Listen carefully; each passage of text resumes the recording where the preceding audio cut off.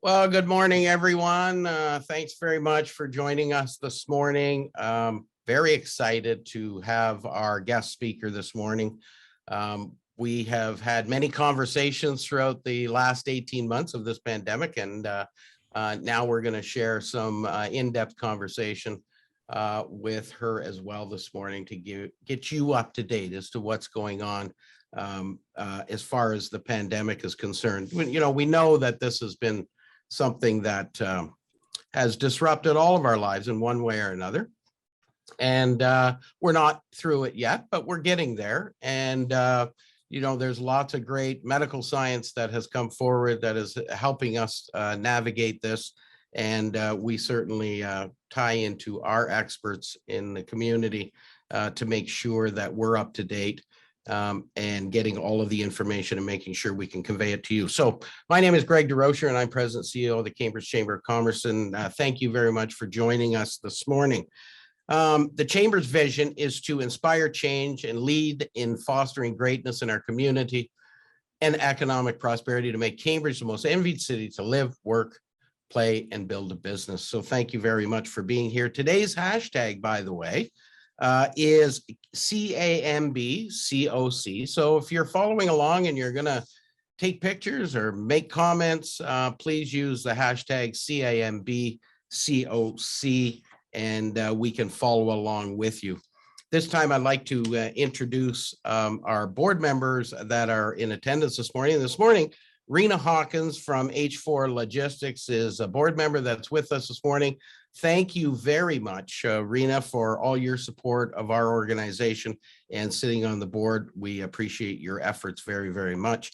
I'd like to introduce some dignitaries that are with us as well. And some of you maybe have seen in the chat already. The mayor already welcomed our guest speaker, but Mayor Catherine McGarry is with us this morning. Catherine, thank you very much for taking time out of your busy schedule to be with us and listen to Dr. Winnie Lee as well.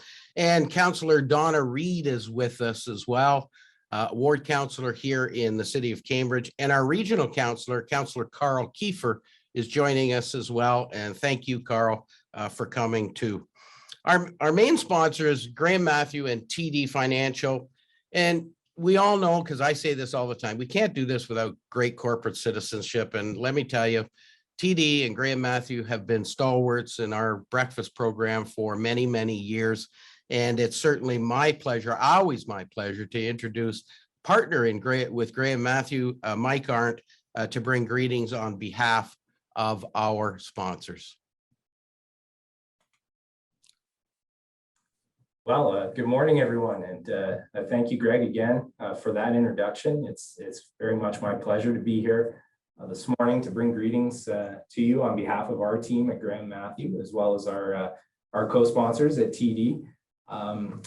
As always, Greg and his team, they never fail to bring together timely guests for us for these breakfasts, and I think we're in for a real treat this morning with having Dr. Lee here to share some of her insights and some of her expertise. I think this is going to be a real great opportunity for all of us to learn a little bit and maybe even pick up a little bit of guidance here as we all continue to persevere and battle on through this pandemic. So I think we're in for a real treat today. So thank you to Greg and his team again for that. As always, our team here at Graham Matthew, we continue to be here for our clients and support them through the pandemic. And certainly we would welcome the opportunity to be here for your business as well if you feel you could use some additional advice or guidance for your business. We'd welcome that opportunity. So again, on behalf of all of us at Graham Matthew and at TD, welcome. And our thanks again to Greg and the team at the Chamber for letting us be a small part of helping bring the breakfast series to you. We hope you enjoy today's presentation.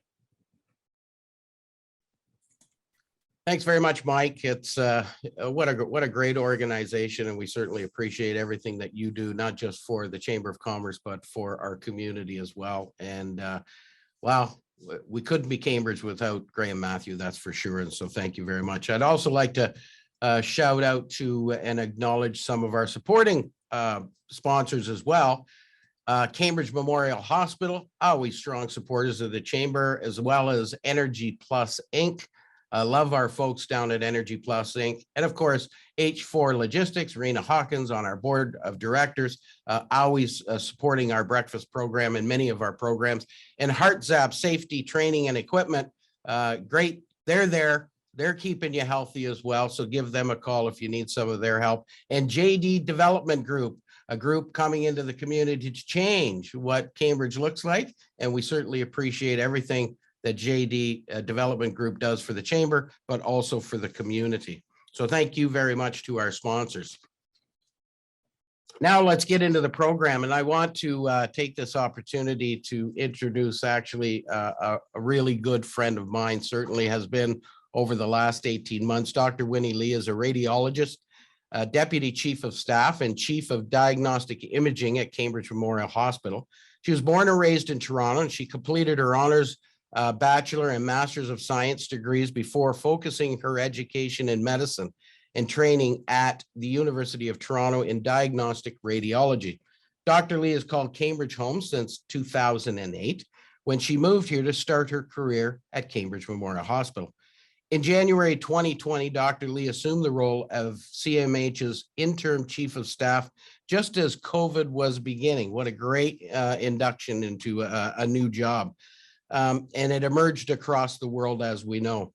Drawing on her experiences as a frontline physician that cared for SARS patients when it arrived in Toronto, she was an integral part of the leadership team that directed CMH's preparedness and response to the current pandemic. While her tenure as interim chief of staff completed last September, she continues to actively lead hospital and regional efforts to keep our communities all safe. Winnie finds balance in being a wife, a mother of 2 active teenage daughters, and a mom to Lulu, her recently adopted pandemic puppy. Despite the challenges during these unprecedented times, she prides herself on being an engaged member of CMH in our community, always and ready to take on new challenges. Ladies and gentlemen, someone who's become a really good friend of the Chamber of Commerce in the last 18 months, Dr. Winnie Lee. Winnie.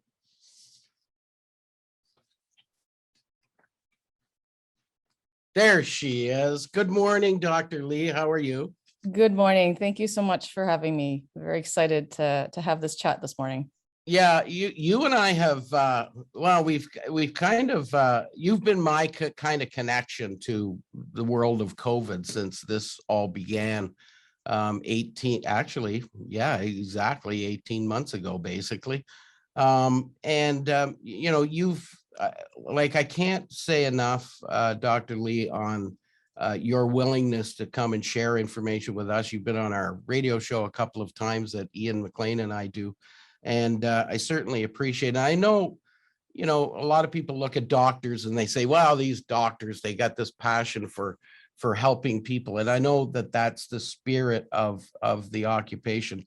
But you do have a busy family life as well. Your husband is a physician at Cambridge Memorial Hospital as well. You have 2 active teenage daughters. How has this whole pandemic situation affected you and your family? Great question, Greg. I feel like the last time that we did this a year ago was very different. I think, you know, at that point, it was just a matter of keeping, you know, the family home and safe.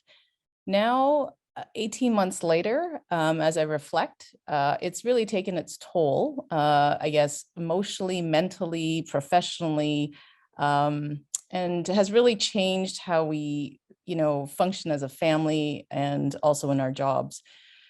So I think we're all struggling with how do we live with this and how do we live in this new world of pandemic, which I'll say probably in the years to come will be an endemic. And we're just going to have to learn how to, you know, be safe in this new world.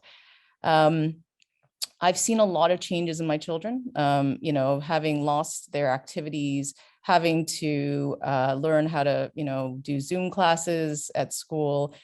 And I'm actually really proud how resilient they have been, because I'm not sure I would have been so resilient trying to take dance classes on a Zoom call, or, trying to do 8 hours sitting in a chair, trying to learn math and English. So, kudos to them for trying to get through it. I think it was harder for me as a parent, because there's nothing I could do, nothing I could help them with that could ease the environment that they were in. As much as, we were working, in the hospital, and in the community to ensure our staff are safe, you do feel a little helpless at home. Um, you know, they weren't leaving the house. They weren't, doing, all the things that they needed to do to socialize.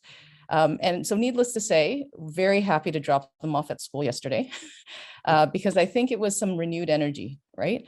Renewed within our household, renewed, and, just listening to the chatter of them coming off the bus about what happened during the day. I almost like them complaining about how they didn't like certain people in their class because it almost seemed normal to me.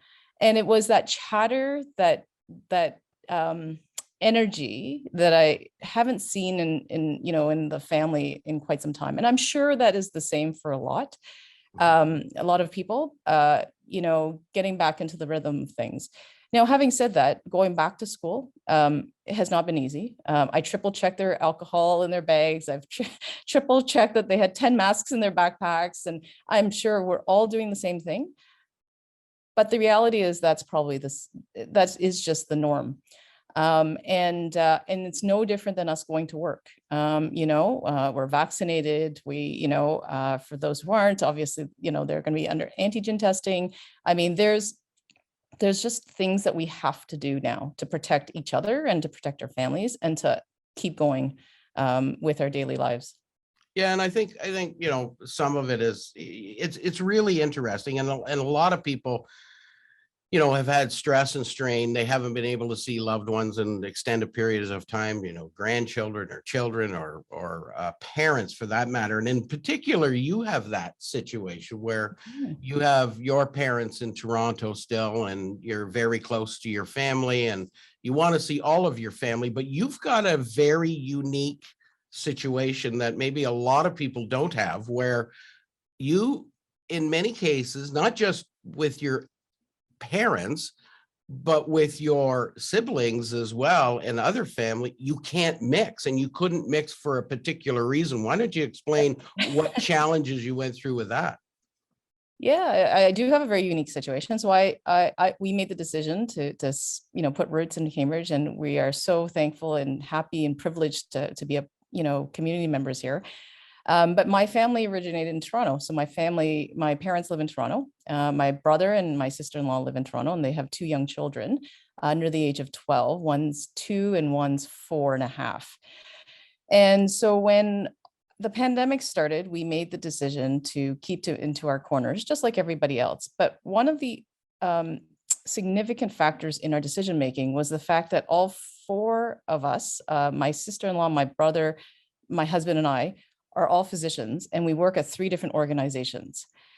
So, and mixing is definitely a no-no, because the thought of being the source of an outbreak or a transmission between organizations would have been devastating, and we would never want that.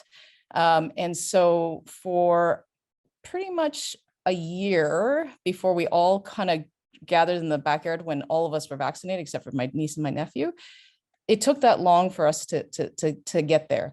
And then throw in the mix of my parents, who are older. I actually didn't see my mom for a year until this year. And I shared this with you, Greg, that, she fell down the stairs, broke her foot significantly during wave 3. And I couldn't even see her. I had to urge her to go to the Emerge to be seen. And to this day, I actually haven't seen her with the fracture, because she healed up in the meantime, which says a lot about how little I was able to support my own family, because the overarching responsibility of not bringing that to, my parents nor my family, because they work in other organizations, was was the motivator to basically hunker down.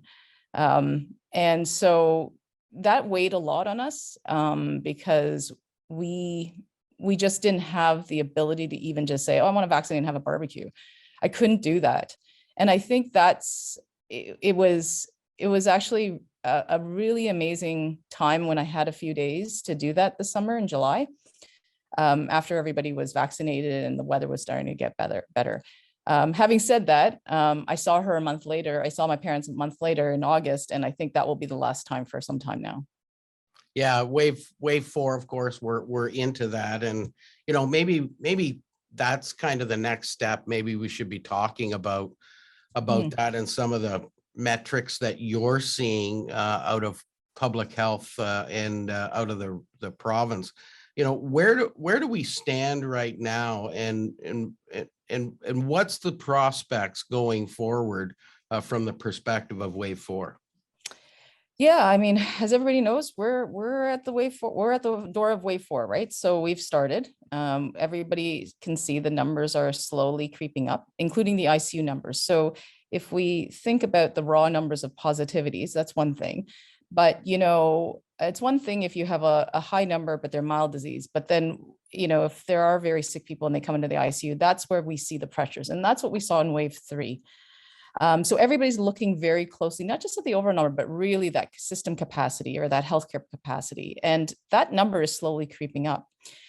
The Ontario Science Table released their modeling last week, and I have to say, it was pretty grim in many ways, because a lot of it hinged on us keeping our public health measures, not increasing our contacts greater than 70% pre-pandemic. But the key was to ensure that we had 85% vaccination in those that are eligible. So 12 and up for now. That's a pretty high number, and we're not quite there. We're very lucky. Waterloo region has met the 80% target just a few days ago, which is amazing because we're on the cusp of actually reaching that. But as a province, we're definitely not quite there yet. So, and that's unfortunate. We're at 77% was the last time I checked yesterday. So we have to make that delta. And so the modeling is such that if we don't get to that 85% and keeping those, public health measures, that curve is going to be very, very steep for wave 4, closer to the end of this month. And I guess everybody's on bated breath to see how that curve is going to be.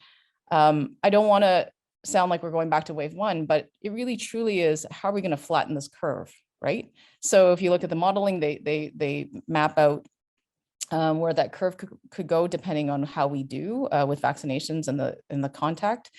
And only what we decide to do between now and then is gonna determine how wave 4 is gonna look. I think the hard part is that in wave 1, for example, we started at 0. The problem with wave 4 is we're starting at a higher baseline. We never really got below really low. Like we were always at 100 for total numbers. ICU was always sitting just around 100 too.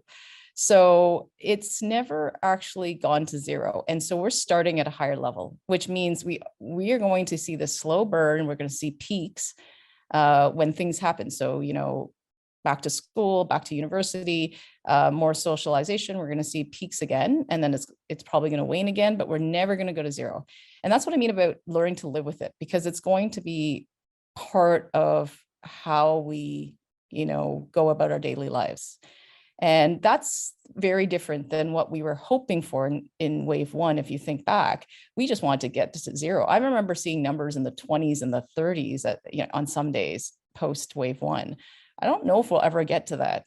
Not to be pessimistic, but I think with just the way the transmissibility of the variants that we're seeing now than last year, I'm not sure we'll ever get to that.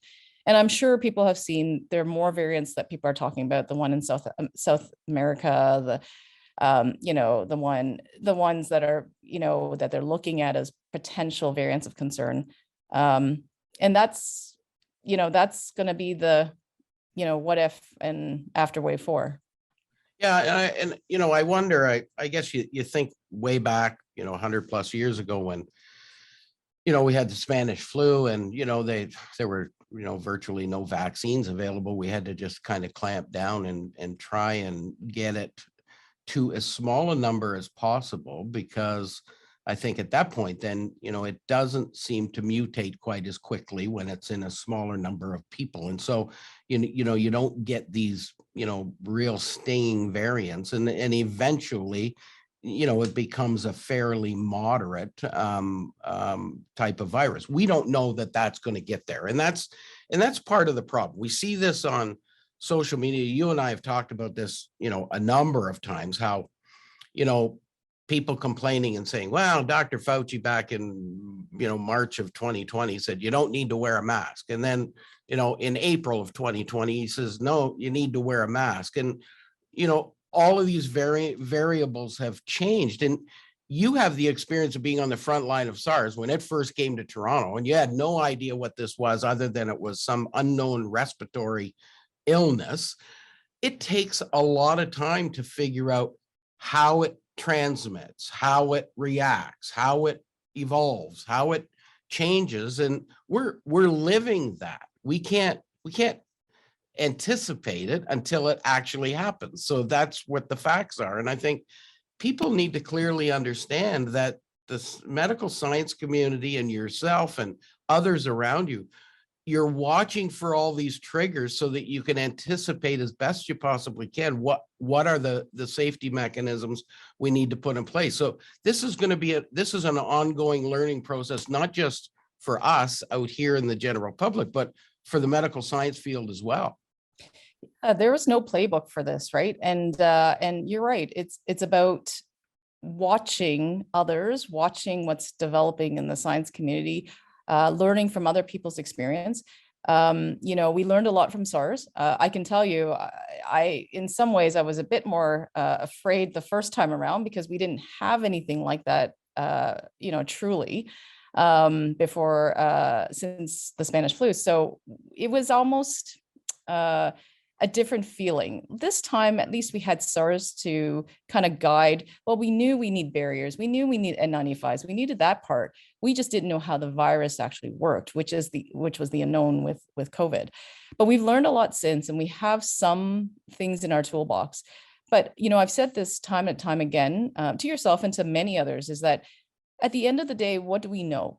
We have foundational things that we rely on. So it's social distancing, masking, vaccinations if they're available. You know, those are the things that we know, and those are the things that we need to do. It won't be 100%, but it's that toolbox of armor that we can use to help us, you know, minimize. And it's not to say that you know it will exclude you from getting the virus, but it will minimize the symptoms and the severity of the disease.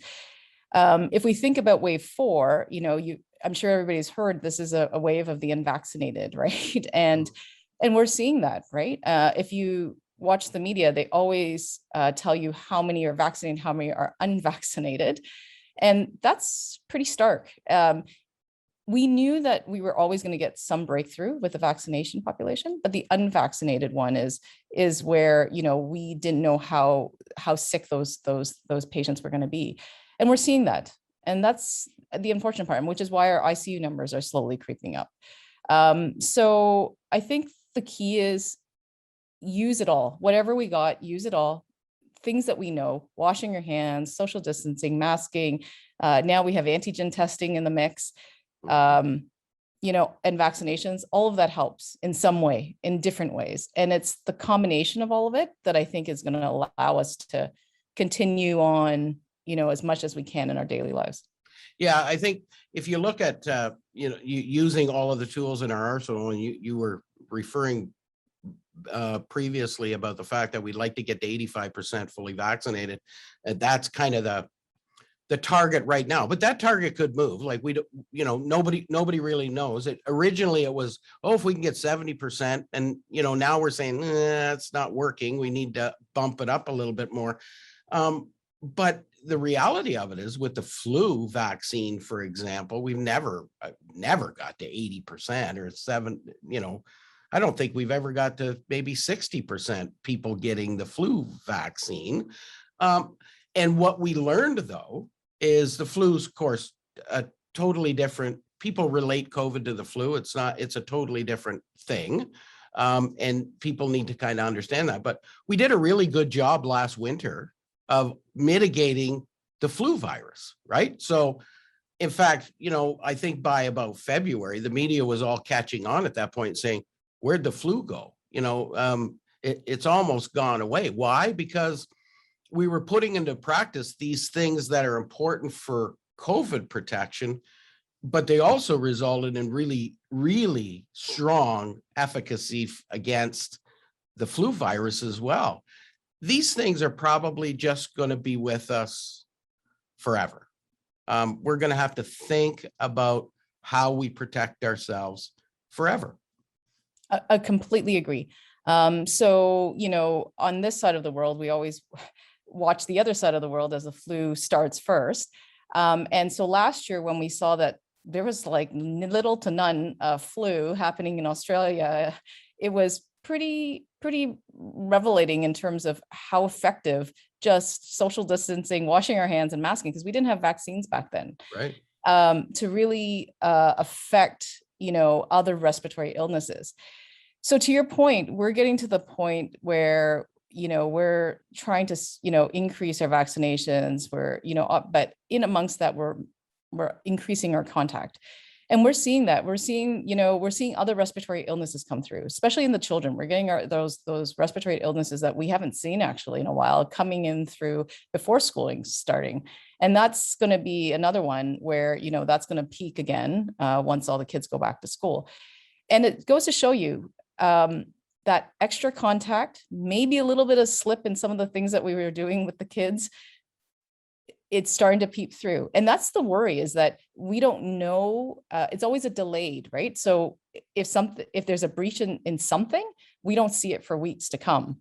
And so I always say, wait 2 to 3 weeks, and then we'll sort of see the effects of it. So this fall, I will say, we on this side, in the medical side, we're all watching to see what the flu is going to do, because we are moving around more. It will be very interesting to see if people will get their flu shots, because it also has to be spaced out with your COVID vaccine if you haven't received it. So those are all factors we don't know. So if you think about, we're talking about COVID, impacts on the healthcare system. Well, we didn't have the flu last year. So what if it happens if you add in the people who don't get the flu shot and then suddenly get the flu and they're really sick and they come, our units are going to be full from other things.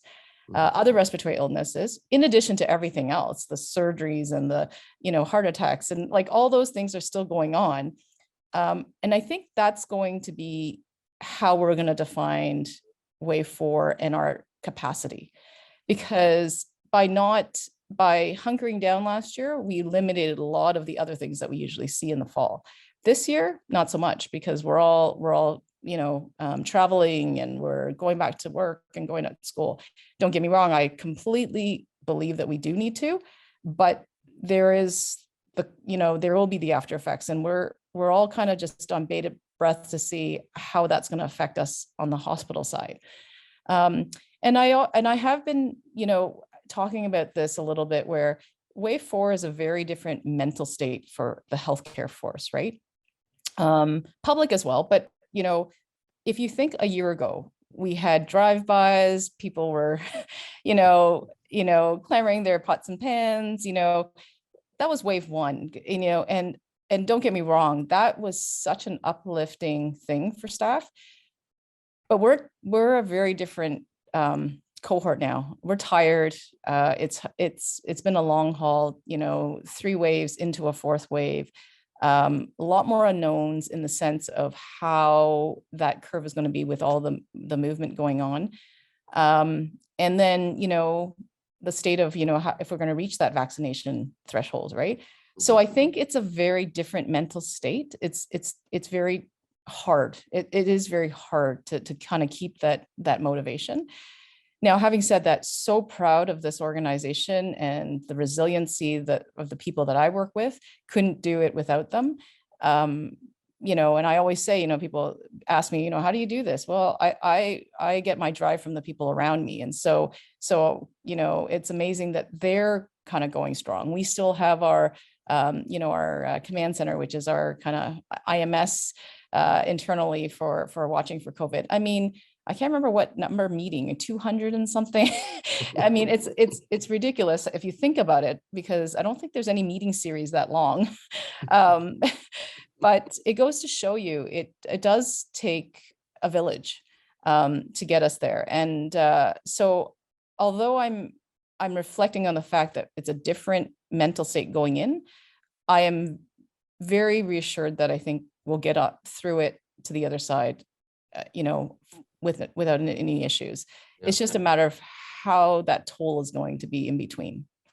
You and I talked last week. We were talking, and you're kind of expecting, maybe that we're going to see a peak in wave 4 probably sometime around the end of this month, first part of October. You still feeling that?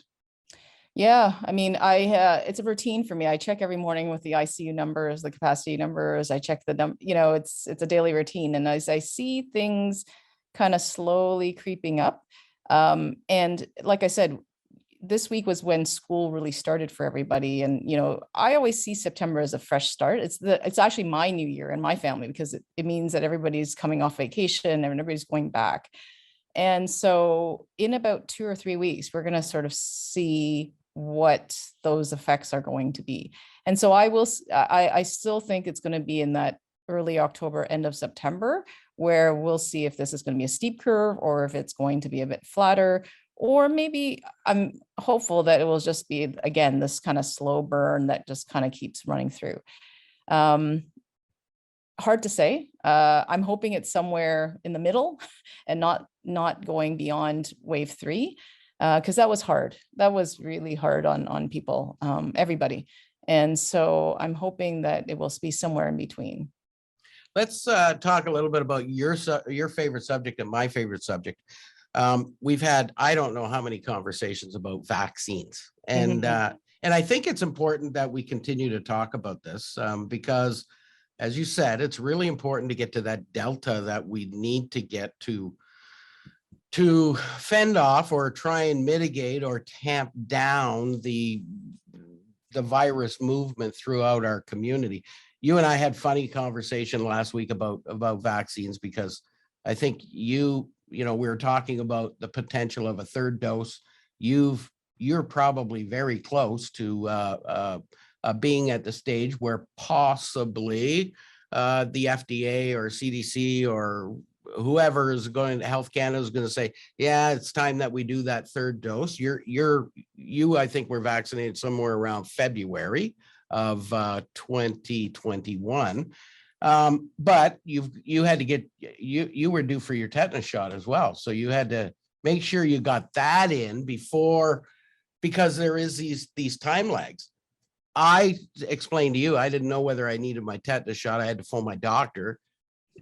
I found out that I guess I had it in 2016. And I said to my wife, I said, I do not remember getting my tetanus shot when I went in for my annual physical in 2016. She says, how can you not remember getting a needle? I said, wow, I don't know. I just didn't. But in any event, I, of course, was worried about, well, if I have to get my tetanus shot, I like to get my flu shot, I'm going to get it. And then if I'm going to get my third dose, like, holy smokes, I got to start putting this in my calendar. It's kind of like the meeting process, and but really we want to talk about the effectiveness of vaccines. A lot of us, everybody gets their tetanus shot every 10 years. You get your updated, most people got vaccinated for polio and measles and all kinds of different things throughout when they were young. We had some pretty ugly, if you're my vintage, you had some pretty ugly shots too in the gymnasiums of some public school way back when I was a little kid, tears going down my cheek because I was worried about it. But we've got this new vaccine that came out that's mRNA. It's, synthetic to some degree. It's digital to some degree. It's new technology to some degree, but it has a long history of evolution, and originally founded actually or discovered back in the 1950s. And so people saying, oh, this is all experimental and it's all, this stuff has been through some rigorous research, maybe even more rigorous research than any other vaccine that we simply go to the Shoppers Drug Mart of our choice and get it every year. Let's talk a little bit about mRNA and what you know about mRNA. Sure, great topic. I mean, so if you just think about vaccines, part of people's hesitancy for vaccine is just not understanding what it is. So I think it's important to address it, right? One of the commentaries is that it was rushed.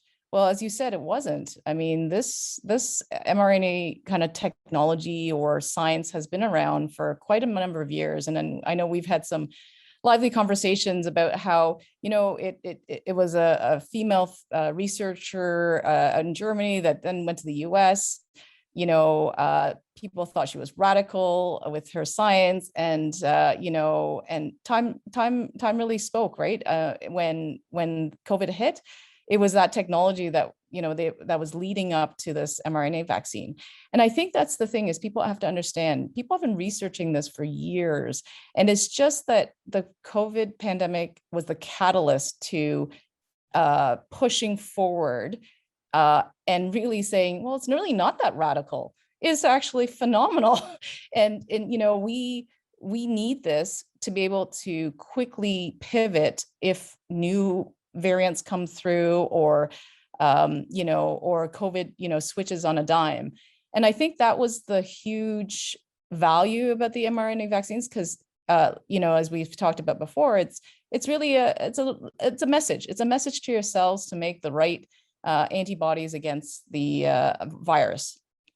And so because we can do that, it can be easily changed very quickly. So let's say next year, like the flu vaccine, that's how the flu vaccine is. It's based yearly and it's changed. This might be different. Our vaccine dosage may be different, or our vaccine type will be very different next year for COVID. And that's the important part, is understanding that this wasn't an overnight thing. It was a marathon, I'll say. It took a lot to get to those steps, to get to where we had a viable vaccine. And then people ask, well, why was it so quickly approved? Because it was a catalyst. All the clinical trials were happening at the same time, but it was unprecedented in how people shared their information. So you can imagine there was like a global sharing of research, of findings, of clinical trials. And that's why, things that used to take years happened within months, right? Within less than a year, really. And so, I see the vaccine being available to us because there was a need. That's pretty much it. It was already there. It's just a matter of when the right time was. And then if you think about, just where it fits into the whole, responsibility of public safety, the vaccine has a huge contribution to others. And I think that's also part of, the vaccine hesitancy is understanding where you fit in your role to protect yourself, no less, but to others in this situation, because this is a global problem. This is a pandemic. So it's really important to kind of view that vaccine as your contribution to keeping us all safe, right? And then the third thing I think about vaccines is about, people's understanding of how, I may have natural immunity because I had COVID, or I don't need it because it's like the flu. I will say, having seen it on this side of things, this virus is very different than the flu. You could be very young with no other medical issues, and you could be the one that is the sickest of the lot. And then I've seen elderly people who are obviously more vulnerable to other medical illnesses that have sailed through this. And that's the hard part, is that we haven't been able to predict for sure how you're going to come out the other side. And that's just the acute phase. We still don't really understand the long haul effects of COVID, whether it be lung related issues or other organs that might be affected after this. And, and we spoke about this earlier, that it's not just the lungs, it's all organs. And we don't even know how the different variants are going to affect the severity of our long after effects if you do get infected. And where I see the vaccine is it minimizes your symptoms, it minimizes your severity of disease. So hopefully you won't get anything out when you come out from the other side of the virus. So I think, I feel very strongly about the vaccine. I've been a big supporter and champion for our organization for it, because I really truly think that it is one of those things that will help us, protect us to a certain degree and keep us out of hospital. I think for the most part, we could probably say that, sensibility and science and truth has made its way through. We get lots of people are vaccinated. How do we battle the untruths that are out there? Yeah, it's a hard one. I mean, I respect personal choice for sure. I mean, everybody has to get to a point where they feel like it's right for them. And I think what's important is that whole one-on-one understanding people's viewpoints and trying to, share your experiences. I have been able to speak to some other healthcare professionals as well as public, community members where, they weren't sure, but, when I told them about my own experiences, what the risks were for me, what I've seen in hospital, what I've seen over the course of the 3 waves and the various variants, I'm hoping that I can impart some of that push to say, I need this. And I think it takes a lot of effort, but I think it's valued effort that we spend the time to understand other people's perspectives, but also challenge them with, why not doing it is going to be more detrimental. So it's not an easy conversation, I will say that, but you have to attack it with understanding and empathy, but also a real sense of truth of what this could look like.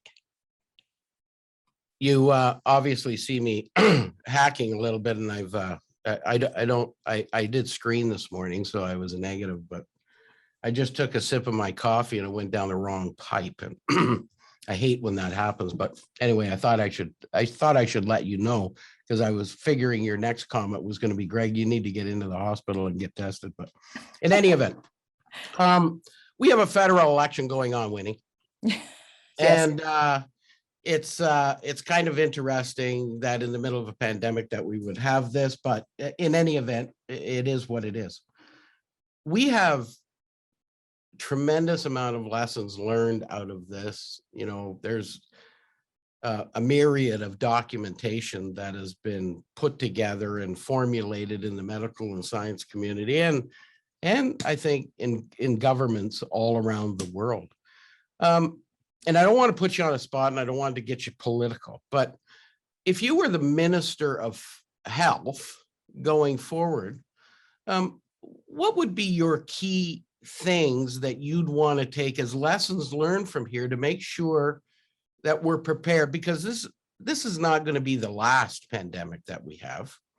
And so what would you do if you were in that position to say, here's what we need to do to protect society, to protect business, and ultimately, most importantly, to protect our healthcare system, which we found is the key and central component to everything? What would you do? Great question. And, it's unfortunate that, it has to be political. And we see that south of us, and unfortunately in current times.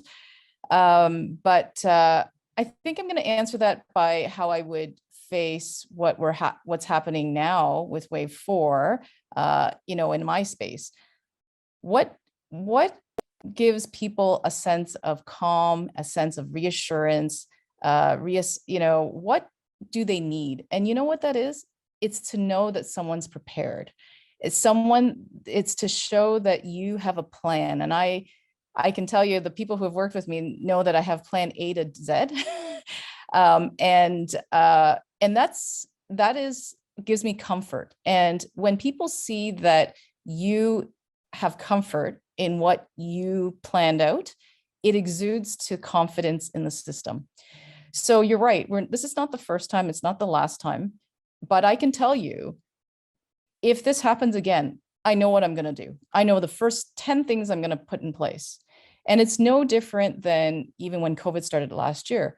I went back to what I knew, which is we need to screen people. We need to take their temperatures. We need to mask. We needed to, N95s availability, barriers. Those were all things that I remember, telling our board, we need to think about. And that was January of 2020.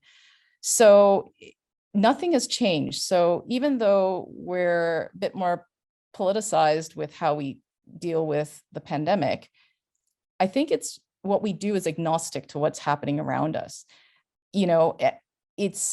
It's the messaging of preparedness and that you have a step in place. So if someone said, what are you going to do about this? Well, I have this in place. If, PPE defined wave 1, or the lack thereof of PPE defined wave 1, right? So if someone asked me now, I have an answer. I know where I'm getting it. I know which models I have. I know, we have a fit testing strategy. And I can tell you, I said this yesterday, actually, to my team, that we need to message that early so that people feel like we have their backs. And that's the key, because if it's not this pandemic, it's something else. The leadership has to show that they have confidence in their methodology and in their strategies. And that's, to me, is very powerful. When you see lack of confidence in whoever it is, that's when it all falls apart. And when I say on the flip side that I take my drive from others, we all feed off each other. So if I'm confident and people know that I'm keeping them safe, they will also keep me safe. And it's that whole collectiveness that is really important. So, although it's not specific to what's happening now, I think it's irrelevant in the sense that we all have to look at it from a wider lens. You mentioned PPE and it kind of jogged my memory, and I hope you don't mind me bringing this up in this form, but you told me a pretty funny story, actually, about you and a toaster oven. Yes. In wave 1. I don't know whether you want to share it or not, but I sure. think it was great, because you know what? People need to understand that you're just like all of us. You're trying to find a way through whatever the situation is. Tell us that story. Okay. So wave 1, PPE and N95 shortages. We were obviously in North America, we were watching all the European and Asian countries go through their waves. And so, the whole conversation was, how do we conserve our masks, our N95s, and how do we repurpose them safely? And so one of the things that people were trialing was sterilization of masks, but as simply as baking them. So baking them in a toaster oven at a certain level of heat, a mild heat. It was about, if I recall, it was something like 70 Fahrenheit or something like that. And that would be enough to kill the virus that's on the surface of the masks. And so, needless to say, we actually had a formal process in the hospital. We had a Health Canada approved process. But I'm talking about, this was very early on when we didn't even have any interim solutions. And so we were all trying to learn from each other as to what we could do. And that was one of them.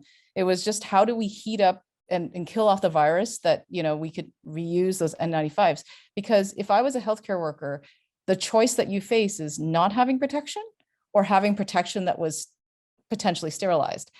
And that was the gut wrenching thing to have those conversations of, what am I, and that was my plan Z, right? So as people were trying to find all the other ways and other sources of N95, I was trying to source out other ways that may be as simple as baking or N95s. So I have these pictures of myself with a toaster oven, which I find kind of funny now, because about a month later, we realized that, the sterilizer that we had in house was actually had interim approval for sterilization in N95. So we had a solution, but it's okay. I'm actually happy I never had to go to plan Z.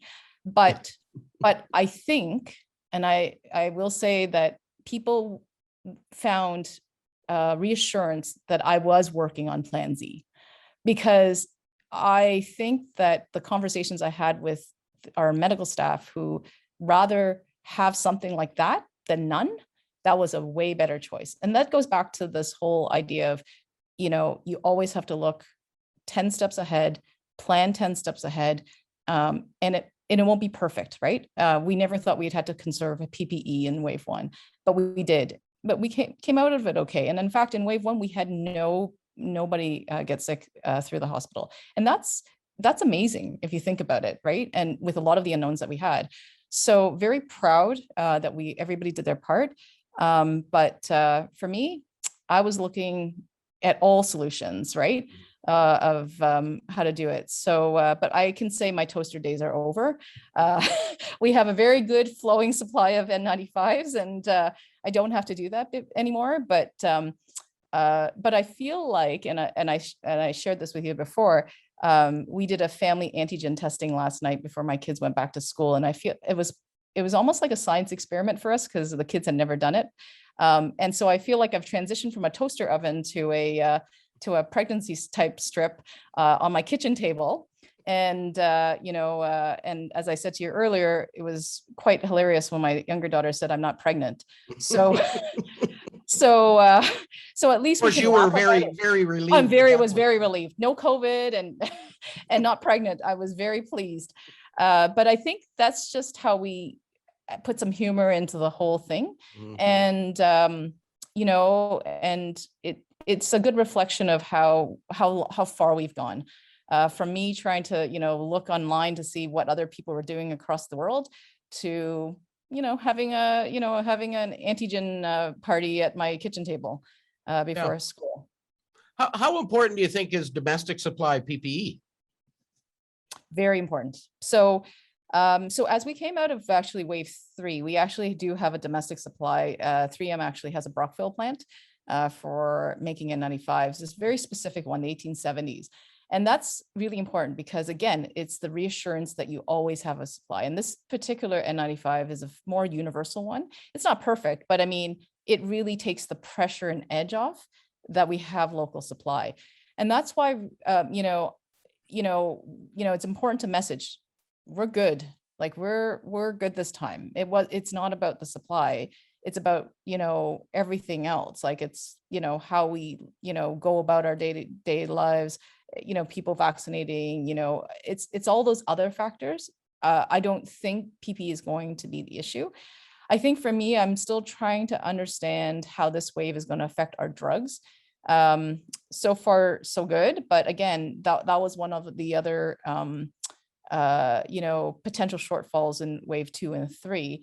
And so, and for people who don't know, a lot of these drugs that we use are actually made foreign in India and China, and not just the drugs, but the actual casing for it. So whether it be the glass jars or the plastic holders for the medications, it's all part of the same thing.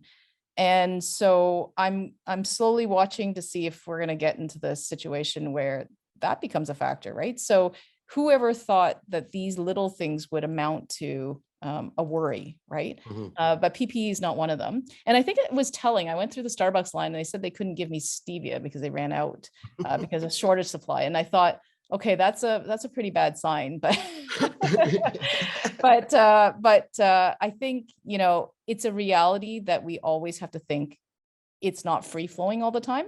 Mm-hmm. And we have to be very respectful of the fact that, we have certain resources and we have to use them wisely. Mhm. I remember, I guess it suddenly occurred to me, well, about a year or so ago when you and I had a conversation about your first engagement with SARS and this new doctor coming in and fortunately or unfortunately being the only person available that could speak Mandarin for the patient that was there, you get thrown into this room with an unknown respiratory illness.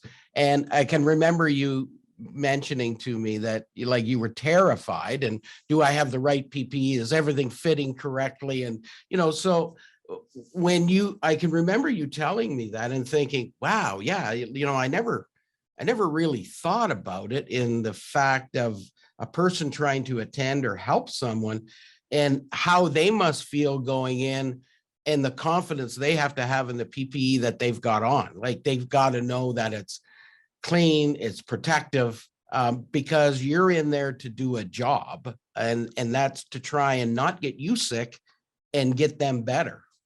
Yep, it is. It was, well, with SARS, actually, we didn't actually have as much knowledge. Like I remember having an N95. I'm not sure if it actually fitted, to be honest, because we fit test for these. And I'm pretty sure I didn't fit test for that one. And I remember because I actually was working with Alison McGreer, which I'm sure everybody has seen on the news and everything. And so we went in, she's like, no, you don't need anything. You'll be fine. It's just like anything else. And needless to say, I didn't get quarantined, but someone else did. And so I think that's the thing is that, I think for me, I've always had this sort of principle of, working at a level where you're always more protected. So I remember double gloving, putting on my mask, putting on my gown, donning and doffing properly. And, it's saved me so far, all these years. And especially during SARS, because I did take care of the very first few very sick, not just the initial index case, but the very first few. I've been very lucky. I haven't been quarantined for either of these viruses. So it's been, I want to say it's because of just strict adherence to measures and just having an awareness, right? Always having an awareness. I mean, my kids thought I was, a germaphobe before, but I think they've come to appreciate my my strict adherence to that. And my kids actually mentioned to me, I'm sure people have seen those UV disinfectants, those hand wands and things like in there for the phones. Funny enough, I actually had one of those, a pocket-sized one for my very first child, and she's 16. So, so I used to actually UV disinfect the table before she ate, and people thought, oh my God, she's crazy. But I think it's that awareness, and I was always thinking that way.